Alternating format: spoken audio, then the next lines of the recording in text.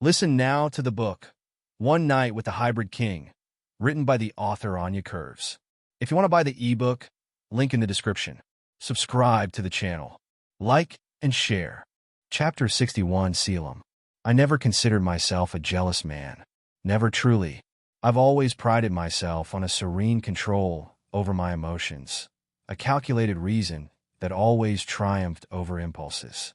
But now, as I see Alexander approaching Aria, something within me trembles and shatters. My blood boils in thick waves, a latent, fierce anger that I barely recognize. This feeling, like a bitter poison, floods my mind and paralyzes me. Beyond the veiled provocation of my wife, as though she were pouring fuel on a burning flame, she is nothing more than a distant shadow at this moment. My mind is consumed solely by Aria and Alexander. Our marriage, at this point, is already condemned, and all that remains is to annul our union. But that is not where my focus lies now. The serene expression on his face as he approaches Aria, the casual tone in his voice, all of it ignites within me an irrational desire to interrupt whatever he is attempting to do.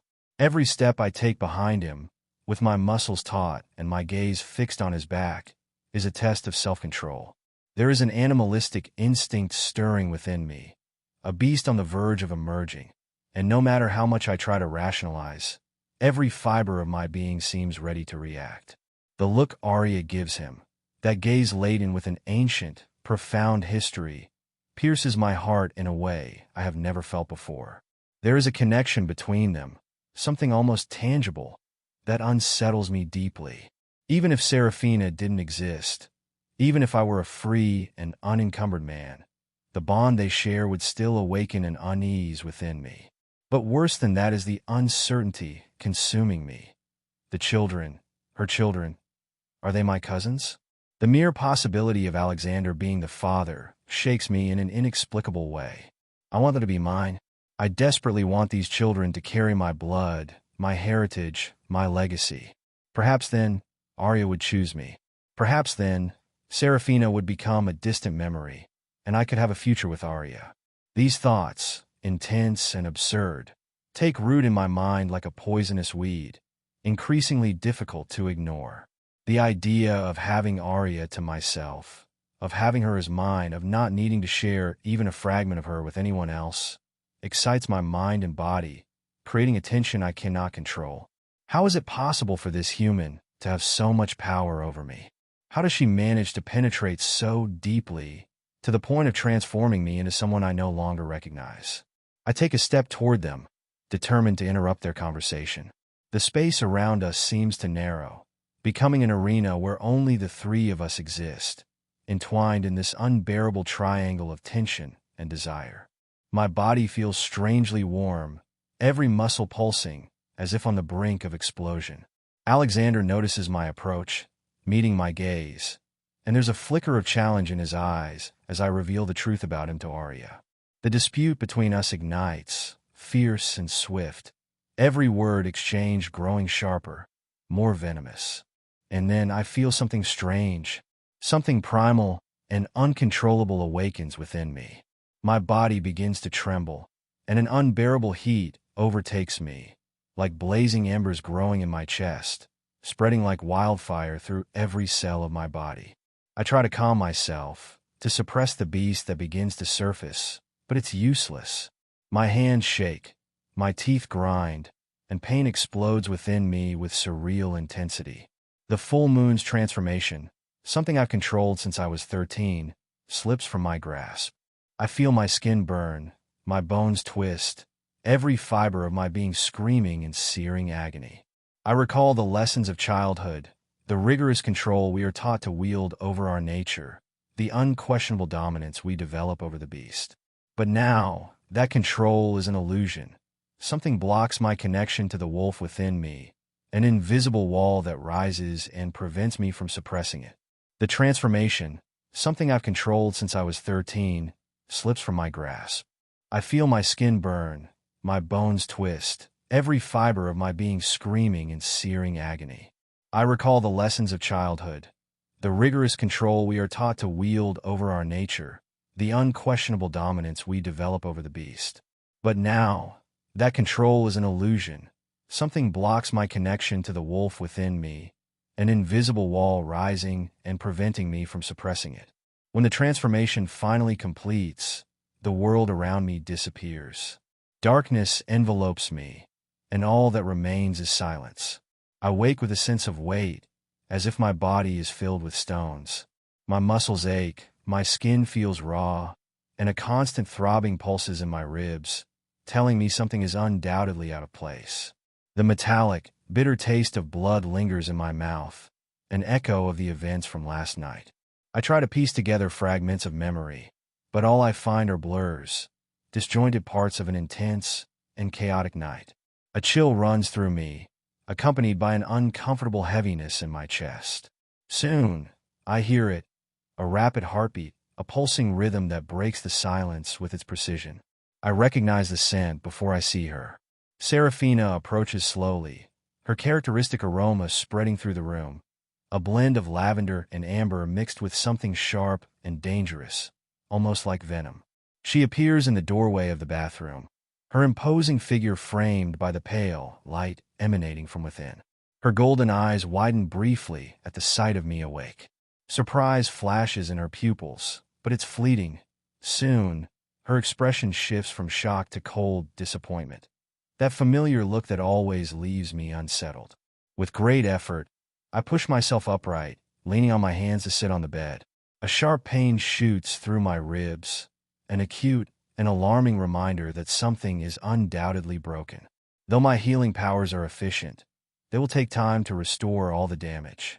My mind feels clouded, as though a dense veil of confusion shrouds my thoughts, and all I manage to murmur is a name, a desperate attempt to grasp some fragment of clarity. Seraphina, what happened? My voice is hoarse, rough. The words come out jagged, my throat dry as if an invisible weight presses against it, making every word a struggle. She remains impassive, perched on the edge of the bed like a perfectly sculpted and cold statue. Her fiery red hair is meticulously styled, every strand perfectly in place, a cruel contrast to my disheveled, battered state. She watches me with a piercing detachment, her arms crossed over her lap, her silence reverberating through the room like a deep echo, amplifying my unease. Answer me now, I demand, my voice rising. Something about the way she sighs loudly, as if already exasperated before even speaking, ignites a wave of irritation in me. Her gaze heavy, she finally begins to speak, her voice laced with a mix of sadness and disappointment. You ruined my birthday party, you and those filthy lycans. All of you transformed and attacked many of the guests, especially my enchantress relatives.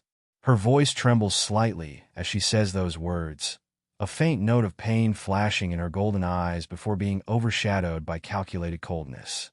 There were deaths, Caelum. Many deaths, especially among my kin. Why did you do this? Her question hangs in the air, sharp and merciless. I thought all of you were capable of controlling full moon transformations. You almost killed me last night, Caelum. I had to cast a containment spell on you and your cousin. All of you lycans turned against us. This belief takes hold of me as her words embed themselves in my mind. A scene, though blurry, begins to take shape in my memory, but the details swirl and mix as though I'm trying to capture smoke with my hands. I try to justify, to explain something I don't even fully understand. I didn't mean to, it wasn't. I attempt to explain, but no explanation forms because I don't know how it happened. It wasn't intentional, Seraphina. I lost control, I think. I don't know.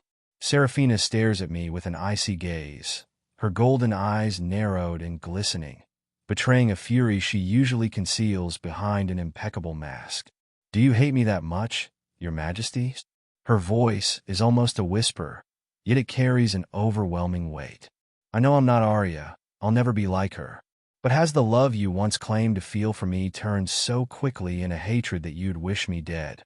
She blinks, letting a few silent tears roll down her face, her words striking me with a force I didn't expect. I try to move, to rise, to cross the empty space between us, but the pain in my ribs is unbearable. Each attempt sends a sharp jolt through my body, and my voice comes out quieter, almost pleading. Of course not, Seraphina. Don't think such absurd things. What happened last night had nothing to do with you, I reply. My mind frantically searches for an explanation, some logic to the chaos of the previous night. Something about the moon, I don't know. She shakes her head with a bitter expression, as if my answer is an affront. Can't you see it, Caelum? What else needs to happen for you to understand the danger your lycan side represents? Not just to me, but to all of us. Many of my people didn't survive. If only you would accept your enchantress side, suppress that beast you insist on feeding, none of this would have happened. She pauses, her voice loaded with controlled disdain, and for a second, I catch a glimpse of something deeper, as if she's wondering where it all went wrong. So many lives lost.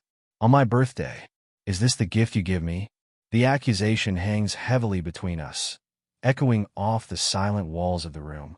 She remains there, impassive, while I sink into the bed, exhausted, wounded, and lost. I try to process everything she said, but her words are like arrows, each one embedding itself deeper and more painfully than the last. Chapter 62, Aria. I arrive home, exhaustion screaming through my body. Warm blood trickles from my shoulder, a viscous stream sliding down to the middle of my arm, staining the already worn fabric of my clothes. The metallic scent mixes with the stifling air of the room, where the lights are on, casting an almost suffocating brightness that fills every corner. I take a breath and hope that only my mother is awake, not the children. The last thing I need right now is their frightened, questioning eyes. As soon as I take a step inside, the floor seems to spin beneath my feet. I stagger, my weak legs nearly giving out, and my body sways, teetering under the weight of exhaustion. The blood flowing from my wound feels thicker, and my eyelids fight to stay open, longing to close against the glare. My mother appears suddenly from the kitchen, startled, her cry of alarm echoing through the room, nearly making me flinch with weariness and fragility. The echoes of the screams I heard at the castle still ring in my mind, blending with the fear and worry etched across Lyra's face. My God, what happened to you? Her voice is almost a desperate whimper, and before I can even answer, I feel her firm hands wrapping around me, steadying me as she guides me with quick, sure steps toward the kitchen. Her touch, always familiar, now feels like an anchor. Even though panic flashes in her eyes, the sense of safety beside her is undeniable, a feeling I find nowhere else. Every step makes my shoulder throb, a searing, penetrating pain radiating down my arm. Once we reach the kitchen, my mother gently sits me down on the wooden chair, which creaks under the weight of my exhausted body. My eyes close for a moment, trying to fend off the pain and fatigue overtaking me, but the sterile scent of the first aid kit soon fills the air, mingling with the lingering aroma of tea, as if she had just finished brewing some. I take a deep breath, my head pounding with the chaotic and fragmented memories of the night. Another castle party ending in a werewolf massacre, I murmur, my voice dripping with exhaustion. Even I am surprised by the bitterness in my tone. Each word carries weight, the gravity of everything I've endured in the past hours pressing down on me, leaving little sense in its wake. The pain begins to pulse more intensely, making it hard even to keep my head upright. My body quickly loses warmth, as if the blood draining from me is stealing away my vital energy, leaving me increasingly worn and vulnerable. Lyra cleans the wound with a touch both careful and firm. Her movements are precise, but the discomfort is unavoidable. "Tell me what happened, how did you get hurt?" she asks while cleaning my wound. I watch her expression shift as she examines each stain of blood, each scratch, as though searching for answers in the marks left by the confrontation. I tell her everything. "And there's more, Mom. Alexander. He's King Caelum's cousin."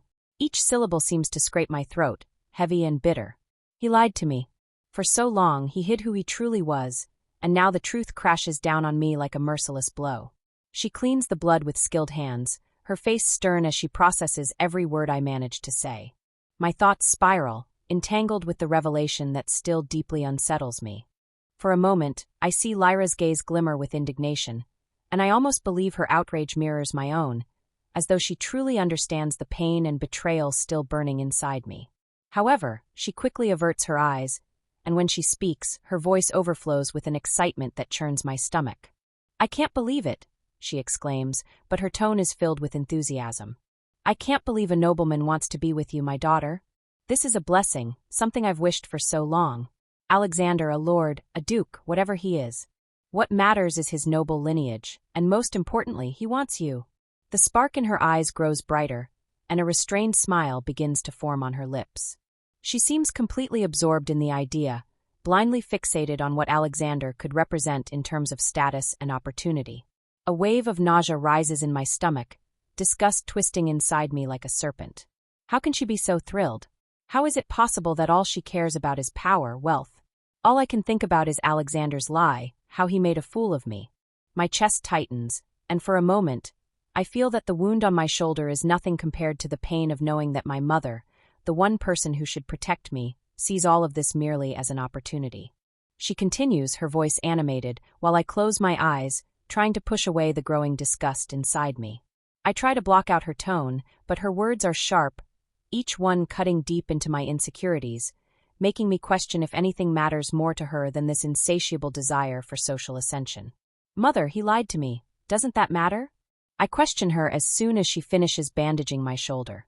Lyra scoffs and shakes her head, making my question seem like nonsense, the kind of thing a child might ask, unaware of how the world works.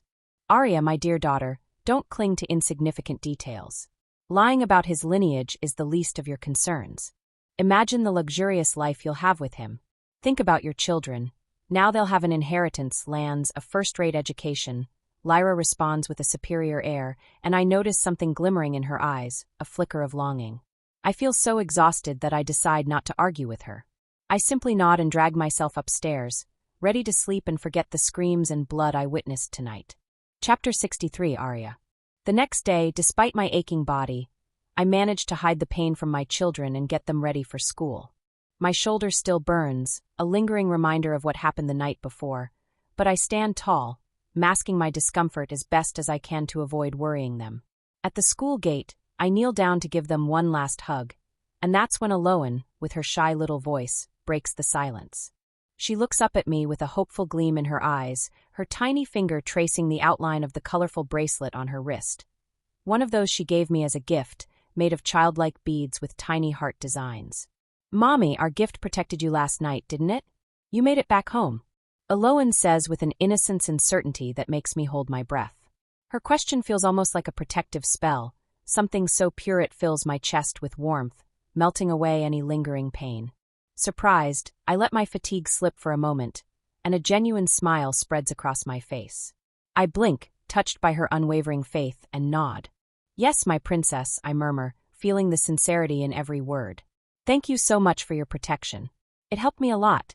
Even though I can't quite believe how a bracelet could have shielded me, there's something about her confidence that makes me trust, if only for that instant, that I'm safe. After planting a final kiss on their foreheads, I watch as they walk through the school gate, their small figures disappearing into the courtyard. My shoulders relax, and a wave of exhaustion washes over me.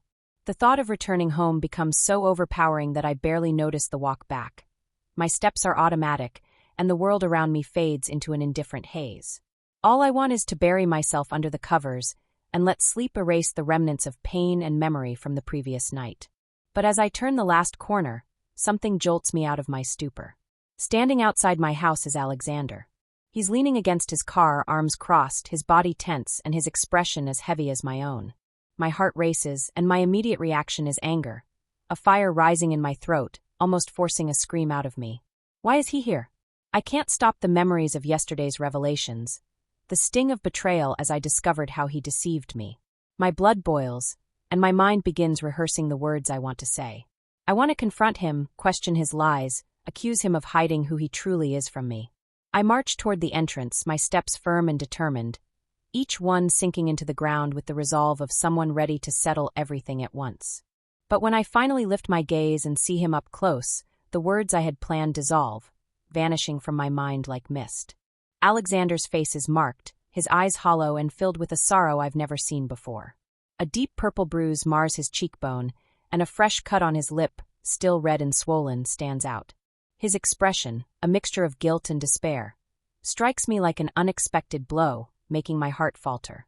He meets my eyes, vulnerability etched into every line of his weary face.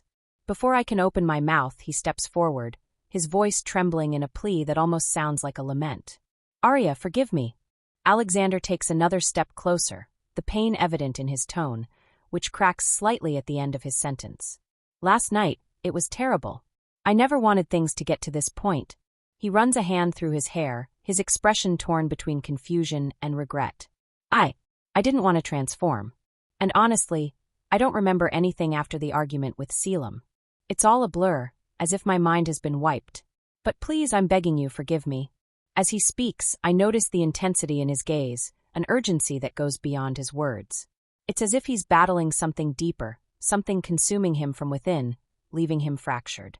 His hand moves to his chest in an involuntary gesture, reflecting an internal pain that feels as tangible as the bruise on his face. I stand there in silence, feeling the turbulence rise within me, like waves crashing against the shore, unable to fully retreat. Alex, I don't know, what happened last night was so. I really can't think straight. What are you? Truly? I ask, my voice heavy with doubt. Alexander lets out a small, quick smile. At first, I don't understand why he reacted that way until I realize. The nickname. It had been so long, years, since I last called him that. A nickname that carried so much, saturated with memories and meanings. It's as if, with that single word, a part of us springs back to life. Will you let me explain? He murmurs, his tone almost pleading, his eyes locked on mine, reflecting a raw sincerity, an almost painful transparency. I'll tell you everything, Aria, I promise. No more secrets. The weight of remorse in his voice is palpable, heavy, and it slowly disarms me. My mind screams at me to protect myself, to walk away. I tell myself I can't get tangled in another web of intrigue and lies. It's already complicated enough being near Caelum, and discovering Alexander is his cousin only makes everything harder. I need to keep my children safe, far from all of this. But my heart, ever rebellious, ever stubborn, refuses to listen to logic. With Alexander, all rationality dissolves, giving way to something deeper, something visceral. Against my own will, I recognize that a part of me still loves him. This part never let him go. And so, I open the door to my home and, once again, allow Alexander into my life. A presence that fills my world with longing, tenderness, even love and passion. Something I never thought I'd feel again. Chapter 64 Aria. You have 10 minutes, no more, I declare as Alexander sits on the couch and I take the armchair. I keep a safe distance because I cannot allow myself to be as close to him as I was with Caelum. With Caelum, morality prevails, he is a king, and he is married. But with Alexander? Any touch, any inch of his body near mine, and I know I won't resist. I know that if my lips meet his again, I'll be forever surrendered to the love I thought I had chained away. Alexander then tells me the truth. He is a duke, a spy, and Caelum's cousin. He explains his absences, describing the paths he's walked over the past 5 years, each word steeped in a sorrow that hits me like cold waves. I never wanted to deceive you, Aria. I didn't do it for amusement or cruelty, but for love, Alexander declares, and my heart skips a few erratic beats. I was immature, I know that. But if my parents had found out about you, if they had discovered I was hopelessly in love with a human, they would have killed you. Then why did you come back? Why did you seek me out? Did your parents die by any chance? I ask, unable to understand why he returned to my life. No, they're very much alive. I came back because I could never forget you, and believe me, I tried. I came back because I want you back. I want to marry you, Aria. The last sentence falls like thunder. I feel my throat tighten, my breath faltering as I nearly choke. My gaze locks onto his, incredulous, as I try to process the magnitude of that declaration. It's an offer that challenges all the walls I've built to protect myself. In a smooth, almost predatory motion, Alexander rises and steps closer, his eyes fixed on mine, burning with a desire that leaves no doubt. Sorry, what did you say? I stammer the question, unsure if I heard him correctly. Alexander tilts his head, an enigmatic smile forming on his lips. We don't have to marry tomorrow, but... His voice drops to a lower, more seductive tone that sends shivers down my spine. I'll do everything to make you say yes to being my wife, Aria. He leans over me, his presence invading the space around me, and I'm forced to sink back into the armchair as he gets closer and closer. My breath comes in short gasps, and the tension in the air is so thick I can almost touch it. His proximity is intoxicating, the heat of his body palpable, and I fight to maintain the emotional distance I swore to keep. Tell me, Aria, he murmurs, his voice a whisper that brushes against my skin. Is there someone else? Is there anyone else who makes your heart race as it does now, here with me? His words carry an intensity that paralyzes me, his eyes blazing with a fiery desire that consumes the air between us.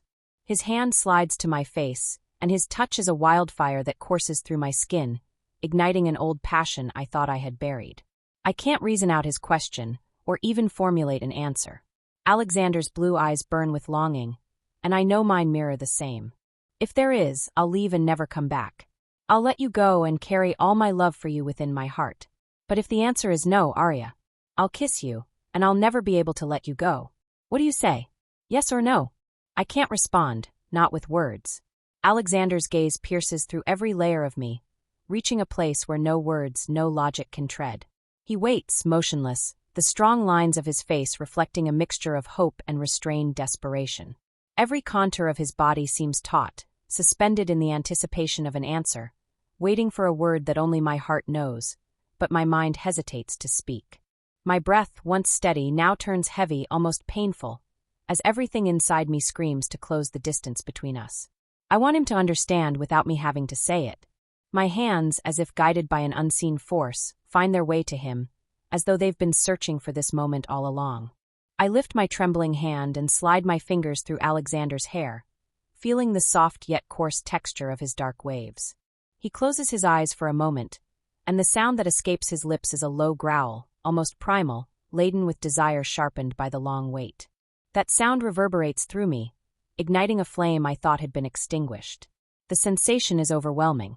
Alexander responds with a controlled ferocity, a predator restrained, and that intensity pulls me even closer. My fingers tangle in his hair, holding him, drawing him to me, and my mouth brushes against his, a spark on the verge of an inevitable explosion. Then, without barriers, without hesitation, my lips meet his with uncontrollable need, as if this were the last chance to reclaim something long lost. The kiss is electrifying, a wave of sheer power coursing through every fiber of my being, a surge of heat spreading and intensifying with every passing second. Alexander presses his body against mine, the strength of his muscles molding to me, while his hands brace themselves against the armchair's headrest as if the world itself hinged on this connection. I wrap my arm around his neck and shoulder, pulling him closer, erasing any remaining distance, any obstacle that dares linger between us. It's an almost feral contact, the culmination of years of longing and desire compressed into a single act. Alexander's tongue slips into my mouth, hot and insistent, exploring and enticing mine. Together, we find a rhythm, familiar yet somehow new. His taste is exactly as I remember, intense, intoxicating, with a bittersweet hint of longing. I feel his body react to mine, each touch setting ablaze parts of me I thought had long been dormant. My entire being surrenders to this moment, and nothing else matters but him and the overwhelming desire flowing between us. My hands roam his broad shoulders, the feel of his firm muscles beneath my fingertips making me tremble. The heat radiating from him melds with my own, while my heart races, pounding with an urgency that erases everything else. His hands begin to slide down the sides of my body, tracing a fiery path that awakens every inch of me, making me yearn for more, crave him entirely. He breaks the kiss for a moment, and his eyes devour me, searching every detail of my face as though committing it to memory. His breath is labored, his gaze ablaze, and I realize that even after this kiss, he needs me to say it. He needs me to declare what this moment means for both of us. There's no one else. There's never been anyone else, only you, I confess breathlessly, and a smile forms on my lips and on Alexander's as well. His lips find mine again with renewed intensity, as though he fears this moment is nothing but a fleeting dream. I lose myself completely, and the feelings I harbor for him swell into an uncontrollable wave, allowing me to finally admit the truth I've avoided for so long. No, there has never been anyone else. There could never be anyone else but Alexander. He has always been the one my heart beats for, the one who shatters all my logic, all my reason. Everything around us fades, leaving only him. His presence fills every space, occupies every void, heals every wound. I knew from the moment I saw him again that I wouldn't be able to resist him. But now, at this moment, all I want is to surrender completely, to let him claim every part of me as though it's both the first and last time. Chapter 65, Aria. I hum softly, a melody laced with satisfaction echoing through the hall as I glide toward my private library. I am alone now, with no one to moderate my gestures, my expression, or even the barely concealed joy at the fate finally sealed for Aria. Dead. A word that paints itself in my mind with the sweetness of triumph. So many dead at my birthday celebration, an impressive number, some foreign nobles and members of the guard, along with those weak and insignificant humans. Just more bodies. To them, I hold total indifference. After all, human frailty always makes them disposable, but today, there is something more I wish to celebrate. The path to my library is nearly deserted, only a few guards remain vigilant, while most of the lycan soldiers have been dismissed to tend to their wounds and injuries. The party turned into a dazzling and chaotic pandemonium, yet amidst all the destruction, there is order. My masterpiece takes form through a spell that even surprises me. I must admit, I didn't believe the control spell Karen introduced to me would dominate every lycan inside the castle.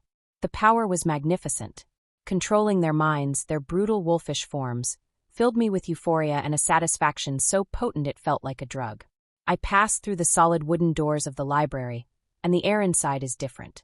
The atmosphere is dense, saturated with the ancient aroma of books and the faint, restrained pulse of magic waiting to be unleashed. This is my refuge, where I am protected from the greedy, stupid gazes of the lycans and anyone who dares to intrude on my privacy. Here, where I keep the volumes any enchantress of my caliber ought to possess, I find a safe haven, though my true sanctuary, resting in the dungeon, remains inaccessible amidst the castle's heightened activity. For now, this will suffice. I settle into a leather armchair, the cold material beneath me offering a comforting contrast to the warm vibration of magic emanating from the 5 grimoires spread across the coffee table before me. Their titles, etched in silver and gold, gleam softly. As I open the first of them, the almost electric touch of the enchanted pages beneath my fingers transports me instantly to another place, another time. I feel my kingdom of Syltirion alive in my memory, as if I am there again, the familiar scent of magic filling the air, pulling me back to those distant days when my sisters and I would gather to study for magic exams, competing to outshine one another. The memory is bittersweet, a shadow of a life that feels far away. I was the 4th daughter of 6 sisters. Some married like me, others still free, but our contact was always minimal, nearly ceremonial. In our family, there is no room for frivolous interactions or trivial celebrations. Only acts of power matter, and each of us understands this from an early age. Syltirion is the kingdom that binds and divides us, and my marriage to Caelum is more than a union. It is a mission. Saving Syltirion is the duty I bear to prove my worth, to justify being chosen to bind myself to Caelum. There you are. Caelum's voice breaks the silence suddenly, a thunderclap in the shadowy calm of the library. My body reacts with a slight startle, but I immediately regain control, smoothing my expression before slowly turning to face him. He is nearly fully recovered after 2 days of rest, his figure as imposing as ever. The warmth of the morning light streams through the tall windows, cascading over him, and his golden hair gleams like a halo, almost divine. Caelum's beauty is undeniable, intensified by the golden beams surrounding him, but the bitterness I carry runs too deep for me to truly appreciate the sight of him. I furrow my brow at his words. It's uncommon to see that flame in him, a firmness that rarely allows me to glimpse it. I try to maintain my mask of indifference, but his words are unexpected, and I see a faint smile appear on his lips, vanishing as quickly as it came. That's right, I don't give a damn. Our marriage is a mess, and you know it. I came here to try to talk after leaving the meeting with the royal advisors, and the situation is far from good. Caelum now speaks with a more serious tone, laden with the diplomacy we both know well. I sit up straighter in the armchair. Whatever happened in that meeting, it's not something in my favor, I'm sure of it. After all, I wasn't even called to attend. What are you saying, Caelum? I ask, concern creeping into my voice. Once again, Caelum breathes deeply, a long sigh escaping his lungs, and I now pay closer attention to what his face carries. There's more weariness than usual, more concern than the deaths at my party. You don't love me, Seraphina, and I don't love you, right? Caelum asks, more as a confirmation than a question. I try to find a way to pretend this offends me, but there's no point in continuing this pretense. Where are you going with this, Majesty? I speak with coldness in my voice. Our marriage is a great contract of favors exchanged between my kingdom and yours. After your birthday party, with so many deaths and chaos, don't think, Seraphina, that the royal council only wants my head on a silver platter. You, my dear wife, also bear your share of the blame, no matter how much I try to defend you, Caelum responds cryptically, making me even more irritated. Before I can respond with something harsher and colder, we are interrupted by a knock on the door. "Come in," Caelum calls out, already ending our brief conversation. The door opens, and on the other side appears Asher. "Your Majesties, the members of the Royal Council, are already gathered in the grand meeting hall waiting for you," Asher announces seriously and formally. I take a deep breath, but I don't show the slight irritation I feel. I wasn't prepared for a meeting, and I can tell, from Caelum's almost satisfied look, that he's been planning this from the start. A meeting without my knowledge? What are Caelum and his advisors plotting, daring to summon me this way? "We're coming, Asher." "Thank you," Caelum replies, already rising from the armchair and extending his hand to me. "Let's go, Seraphina, it's time to face the big bad wolves," Caelum says with sarcasm in his voice. I accept his hand and take it, feeling a pressure fill the room. Whatever it is that Caelum discussed privately with the advisors, I'll find out soon enough. If you like it, subscribe, share, comment, and like. If you want to read the book, link in the description.